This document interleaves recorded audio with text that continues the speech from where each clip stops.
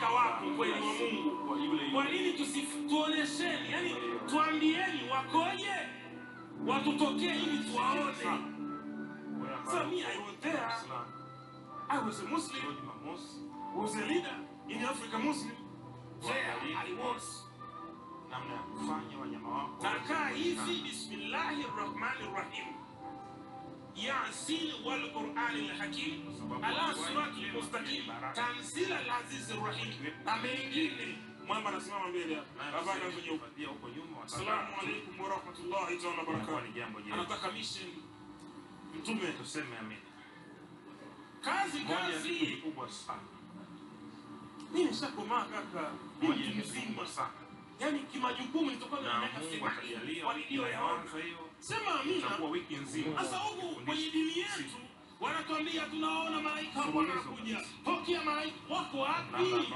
Mbona mnanigusi kwenye kalio kwenye mfuko hapa nijue kitu kimenishika? Msifundishe dini za mapokezi baba. Lakini ndio maana Zakaria alikuwa anachoma udi. Lengo malaika wafanyaje? Watokee. Unafunga siku 40. Kwa ukichoma manukato viumbe wanakuja kweli. Tuamke. Alikuwa Muislamu huyo, ana majini. Wewe ambaye una majini, wewe ambaye ni Mkristo unaokoka. Hebu tuambie lini tuje utuoneshe viumbe. Uweze kuwasaidia watu hao. Mimi nitafanya ibada ya viumbe. Amen. Na utawaona kwa macho, sio ya roho, ya mwili. Na kaa hivi na mwangalia makofi mazuri na hivyo.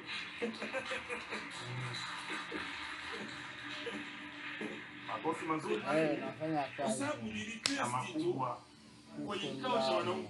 Nafanya kazi. Mambo nalala kulala na mchana nikashika kitu mazito. Nafanya kazi. Nafanya kazi. Kuna kitu nilishika. Hatuna pa kulala. Hapa niko kwenye kama kivuli tu. Kama chini ukinyesha kama wakati ule moto unafanyaje? Unapita kwenye miguu. Chini ya mja. Mkenya mmoja akafunua. Mvuli huo. Unaelewa? Usije mkangania wewe bora nini? Tunaangalia chini ya mti sawa. Niko chini akiona kazi mia. Niko chini ya mambo. Tunambeba huku jina mavi. Chunga sana. Wanakuambia vijana 2000 huko usije. Utaacha ndara hapo, acha ndara. Wanakuambiaje hapa? Waache ndara. Kwanza leo nataka kufundisha. Hapo utaacha viatu. Na hata ada mama hapa utaacha viatu kwa mama. Mweusi. Mwanadamu tu. Lakini kama yuko kwa nini tunasimamia mweusi? Na sijui kwa nini ile unaona pasta mweusi. Yaani ile unaona sio kwamba nilikuwa nimepanga kufungua kwa macho, lakini ile unaona na kwa nini hakuna kuhani kama kitu kiko kwa mbele. Kwa nini nasema nifungue niangalie? Kwa nini hakuna? Ni wanajiuliza. Sasa ndio hivyo. Yaani maswali yangu unaona vizuri ninayojiuliza hiyo yanayoleta changamoto sasa kwa watu wasiopenda kuuliza maswali. Ana mwingine yuko hapa mzoefu tu kabisa. Moja ya jambo baya Afrika. Baba anataka viumbe niwaone ambia haya watakuja leo. Ambao tunaona wale kusalimiza. Arabu asante. Baba unanipenda. Ila kuna knowledge mbaya unayoweza kupewa mwanadamu. Toka ametoka hapa unageuka kwa muda. Alafu ukiulizwa maswali una au unakuwa mkali, hajafika nyumbani anakwambia yani muda uliza maswali. Sasa kama anaendesha wanakukimbiza kwenye uasi, ndo anaendesha kiongozi wa dini umwambie naomba tajiri nifanyeje? Anaendesha yani ukianza kwa maana nguo yake aloweka nyuma ikaangukia kwenye shingo, ajali itokee hapo, atakuuliza umetoa fungu la 10. Ndio. Ndio maana mimi huwa nawaomba mapema wa vyuo. Ndio. Waanzie kwenye madhabahu. Ndio. Waanzie kwenye umejenga sijui sadaka ya ujenzi naambia ndio nimetoa kila hicho kitabu. Akikukosa kwamba aje kwanza kwenye ndoto, anakuangushia kwenye dhambi. Unaota ndoto mwambie unajitakasa vizuri.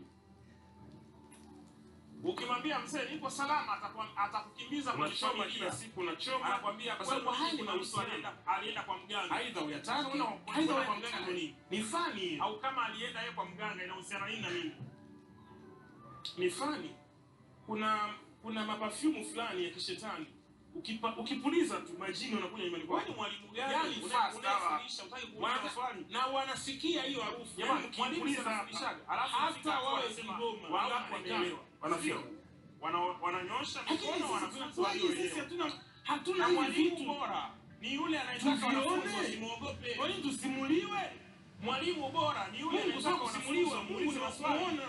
Mwalimu bora ni yule anayetaka wanafunzi wamchallenge.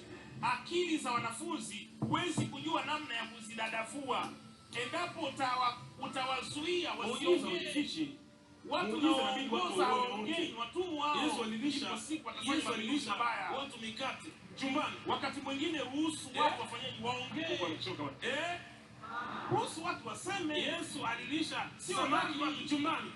Inakupa hafueni hata wewe kiongozi kupumua. Akasema Mwenyezi Mungu kwamba watu wanaongea hivi. Mfalme wa mbingu na nchi utupae chakula chetu.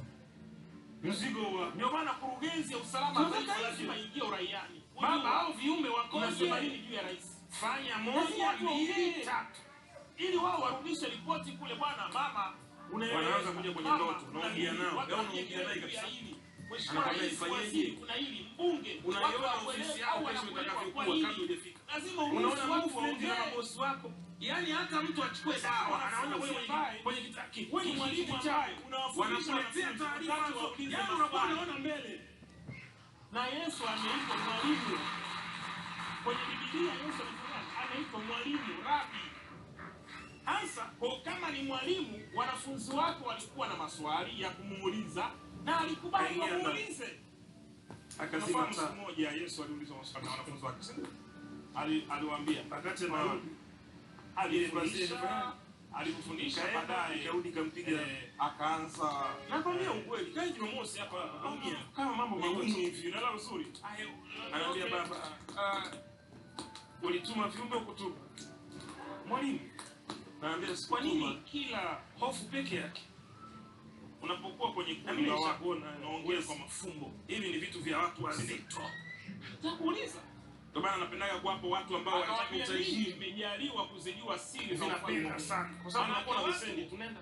Kusoma jini hao hawana haja ya kusimuliwa majini, mimi majini. Lakini watu wasiomjua Mungu wana haja ya kufanyaje? Ya kusimuliwa Mungu. Ndio maana nasema kanisani sio mahali patakatifu. Kanisani ni sehemu ya kuandaa watu wako tayari kwa ajili ya mabomu. Kwa hiyo mtu akija uchi msimfukuze. Valisheni nguo, mpe kanuni na sheria za namna gani atembee katika dunia. Upande level amekuja mtu anavuta sigara, mnaona labda akivuta sigara. Kwa sababu unapotaka kupanda level, unataka washuke faida.